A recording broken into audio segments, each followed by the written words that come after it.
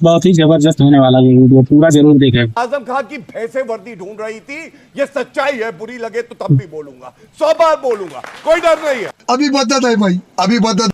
जब पुलिस आजम खान की भैंसें ढूंढ रही थी उस समय ये समाजवादी पार्टी के प्रवक्ता थे गौरव भाटिया जी, तब इन्हें कुछ गलत नहीं लगा। ये तो धोती खोल रहा है। इन्हें तब गलत लगा जब समाजवादी पार्टी की सरकार नहीं रही और बीजेपी की सरकार आ गई, तो इन्हें लगा कि अब तो कुछ लाभ तो ले नहीं पाएंगे, समाजवादी पार्टी तो विपक्ष में चलेगी, तो ये कूद के भारतीय जनता पार्टी में चले गए और राम भक्त बन गए।